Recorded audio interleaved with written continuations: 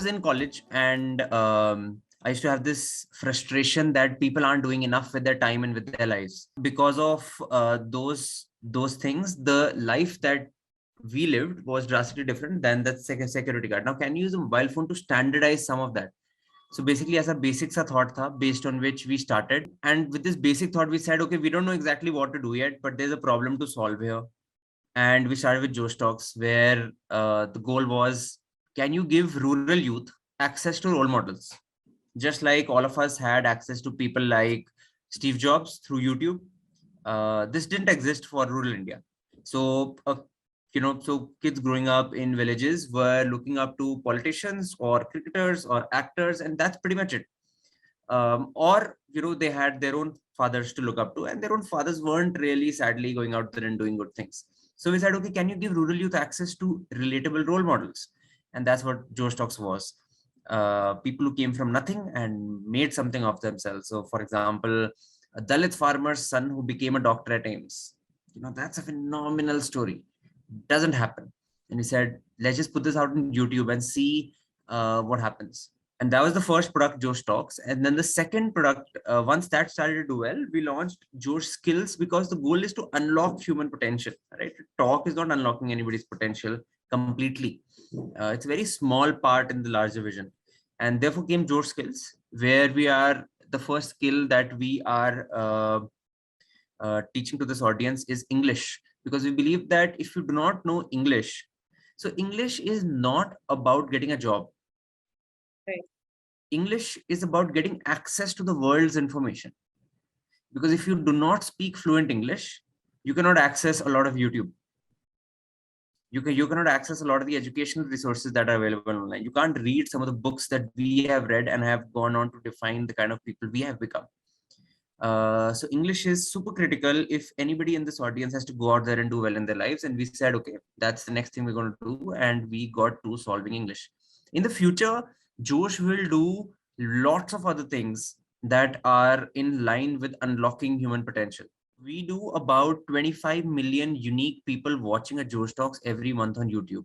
So Josh Skills has about 2 lakh paid users. And I would say almost 70-80% are tier 2 onwards. So they're also pretty rural. Like I would say almost 40% would be proper village level. Okay. And how do you reach them?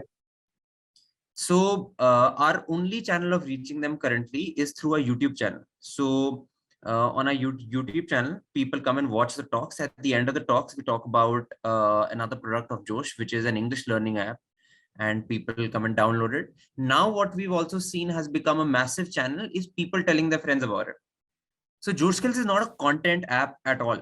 Josh Skills is an English learning app, and we believe that English cannot be taught by only teaching through content. English has to be taught through practice. So it's not knowledge that can be acquired by consuming content. It has to be knowledge that is acquired by practice. And there is no other way to do it. हमने basically देखा कि बहुत सारी English learning apps थी, कोई ढंग से चल नहीं रही थी, और कोई भी किसी ने भी लाइक प्रॉब्लम सॉल्व नहीं की थी. Like is there a way our security guard can go and learn to speak fluent English today? Any app that exists? And we found that the answer is no. Everybody was doing teaching, but they were all doing either live classes or pre-recorded videos, neither of which worked to teach English. So we really went to the basics and we said, okay, how to teach English? And we found this one app globally that does work to do an incredible job of language learning. And there's only one that we could find, and that's Duolingo. I'm not going to get into why Duolingo didn't work for India, although it worked for the rest of the world. But what we did is that we broke the English language down into essentially some 650 rules and 3,000 words. That's it. That's all that there is to English. Features where people get to practice a lot. So there are Duolingo type of exercises, and then there is a lot of practicing speaking in English. That's essentially how the product works. Coming to the business side of Josh Skills, I want to know what is the business model of the product?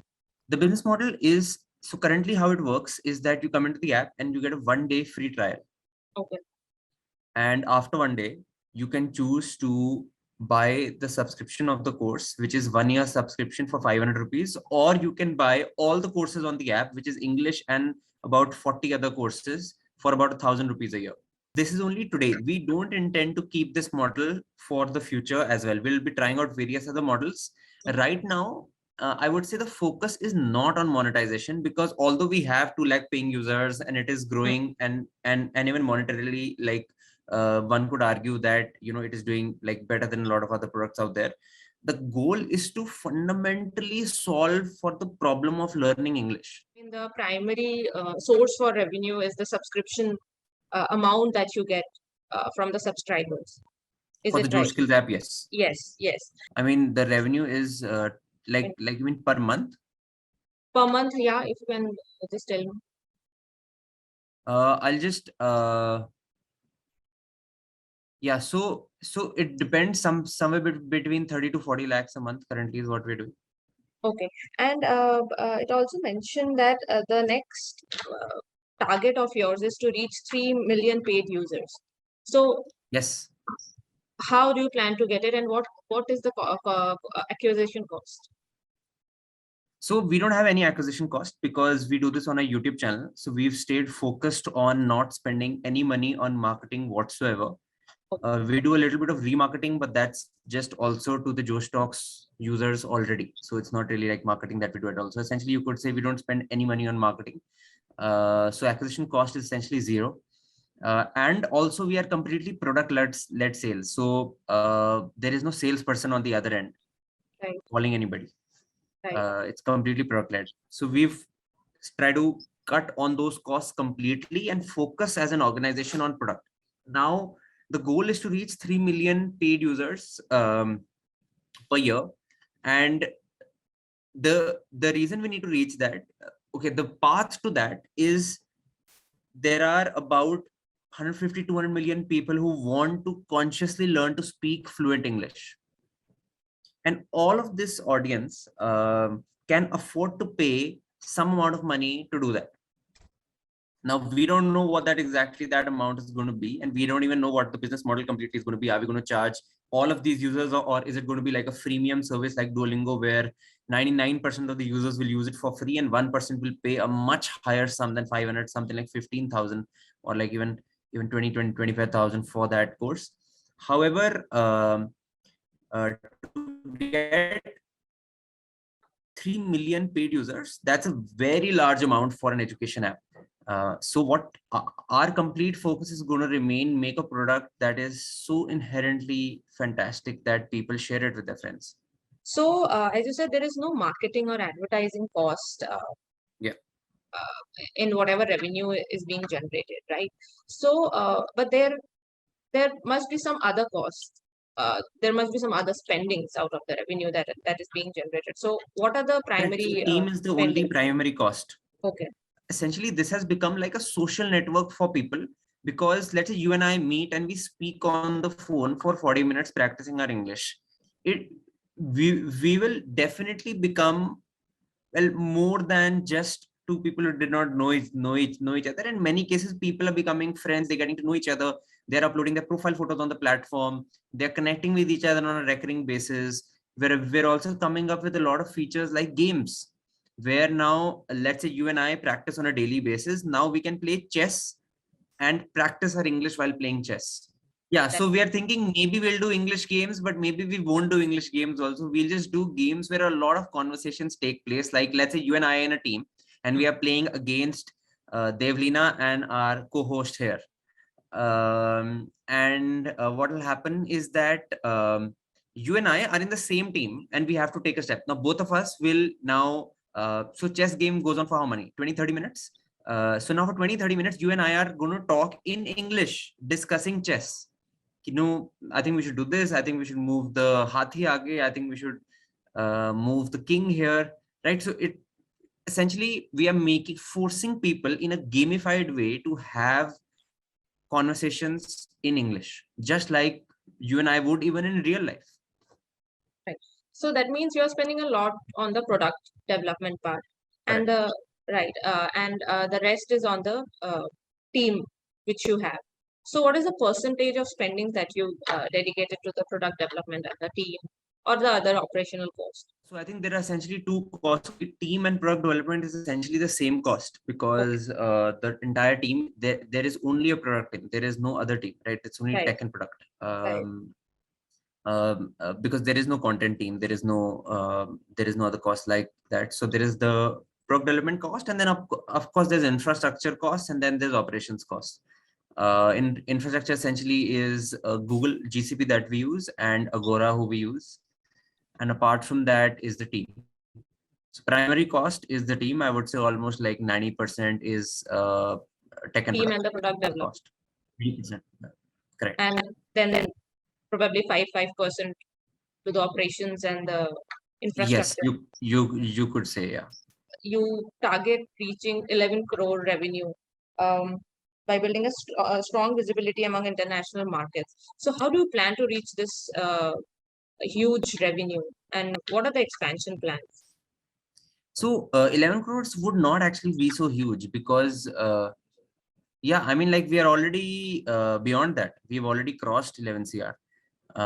Because we are only talking about Josh skills as a product here, right? So Right. as a company, we are way beyond that. But even if we only talk about Josh skills, we haven't even scratched the surface, right? Because we are not even, like, in fact, we haven't even aggressively spoken about Josh Skills app yet. I think only 20% of the Josh Talks videos say that there is a Josh Skills app, right? That means 80% of our inventory is still there. So that essentially means that we could easily, like, 4x, 5x this revenue, just by letting, like, without increasing any marketing cost. The biggest USP of Josh Talks is that we have this funnel of people watching our videos on YouTube, because of which we don't have any marketing cost.